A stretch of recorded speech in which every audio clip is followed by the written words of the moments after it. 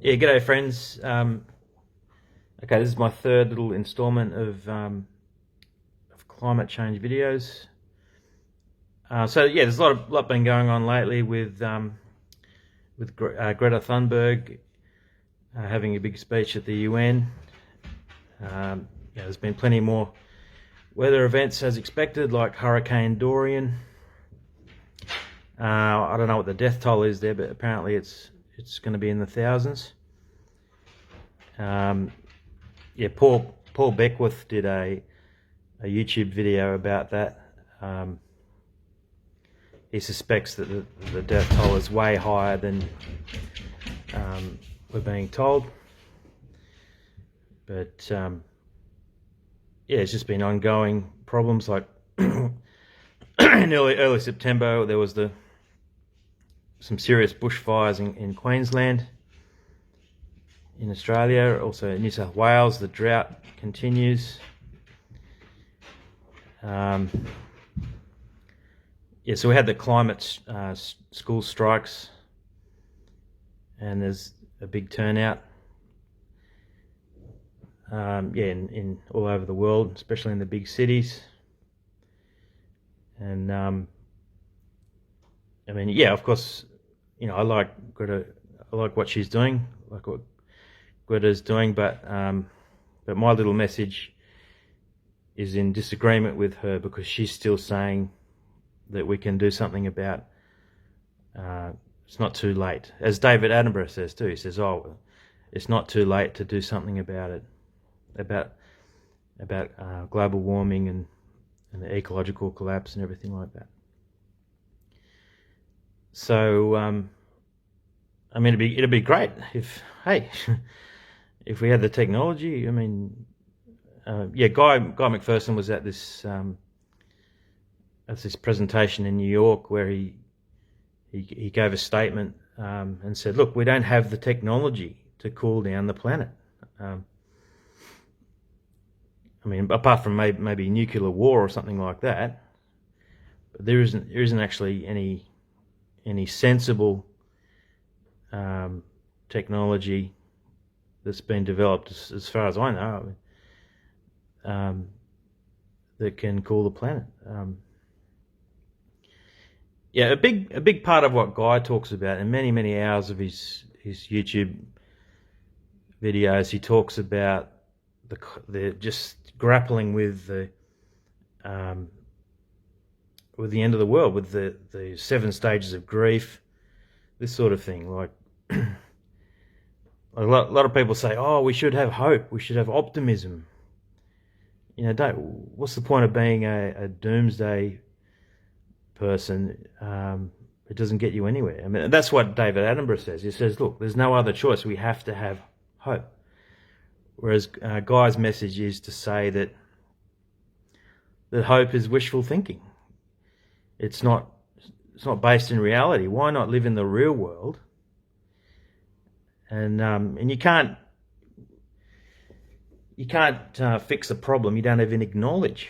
If we're walking around with all this hope and optimism, we're living in fantasy land with a head up our ass, instead of just accepting that, look, chances are that through the 2020s, temperatures are going to shoot up rapidly. That's like the default position. That's okay. Let's accept that, and then decide, okay, what technologies are around to, if any, to reverse the overheating. Yeah, just with my first video, I thought I really had some content there about this thing called latent heat, and I just want to explain that a bit further. So the amount of energy it takes to melt a body of ice, let's say 1 ice cube, if you were to put the same amount of energy it takes to melt 1 ice cube into this equivalent amount of water, it would heat that body of water to over 79 degrees, almost 80 degrees Celsius. So that's a pretty big deal, because once that Arctic ice melts, the heat energy from the sun is still coming in, but with no ice there, obviously, yeah, the ocean's going to heat up, not 80 degrees, but a percentage of that, obviously. Actually, it reminds me of if you go to a party or you go camping or something, and you have some cans of Coke or beer in an esky, in an ice box. Yeah, same story. Once that ice melts, you know that when you reach in to get a drink, it's going to be, like room temperature. So yeah, latent heat, and yeah, we've had a lot of warnings. Like the greenhouse effect was identified in the early 1800s. The term greenhouse effect was coined in the early 1900s, but the concept was known way back then.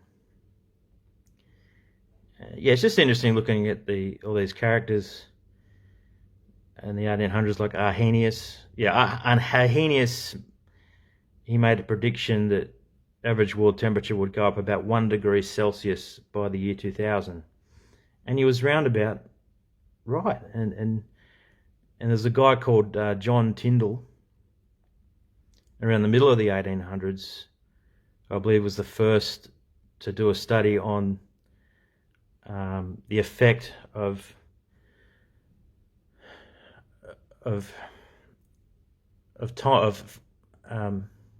tiny amounts of trace gases, the effect of trace gases on the greenhouse effect. And so around 1850, he was able to identify that, and his work still stands today.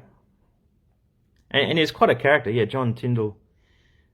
He was a pioneer with alpine recreation, like mountain climbing, I think cross-country skiing. It's just interesting to read about it. And yeah, so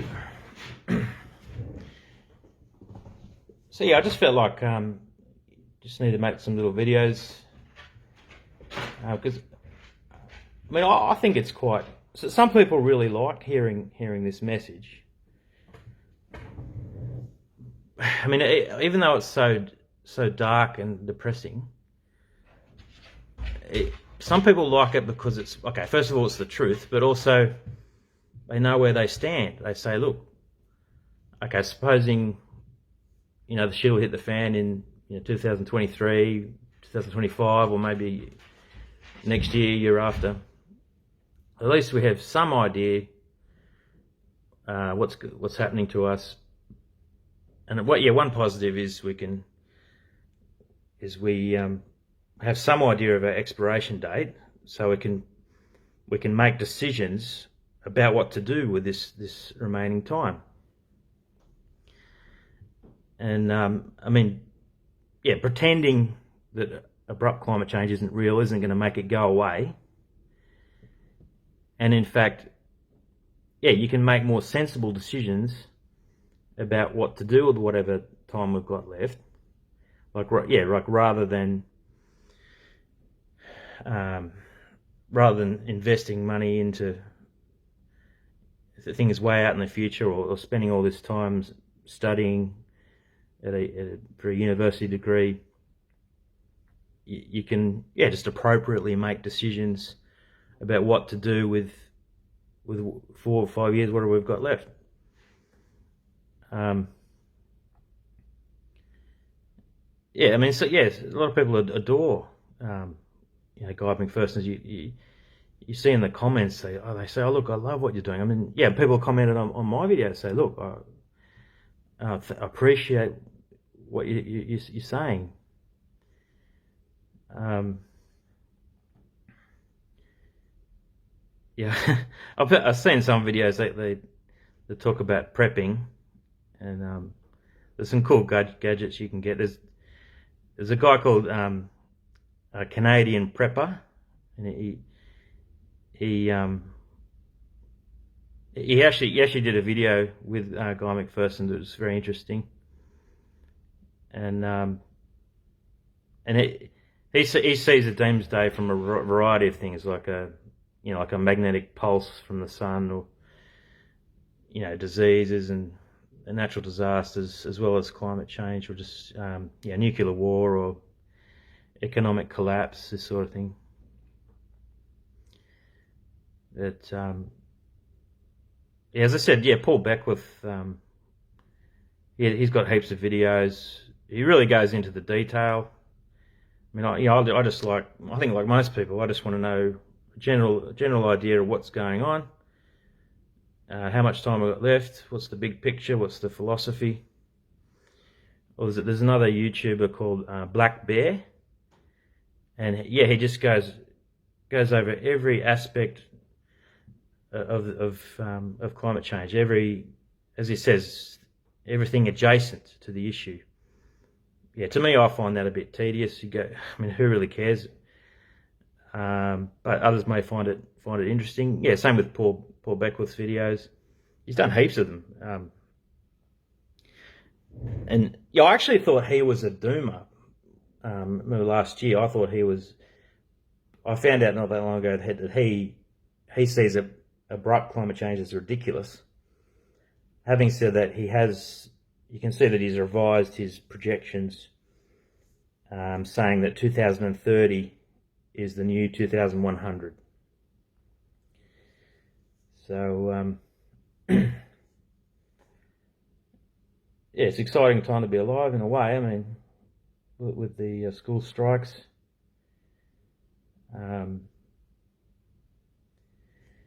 Donald Trump apparently is going to get impeached, or the Democrats are going to attempt to do it.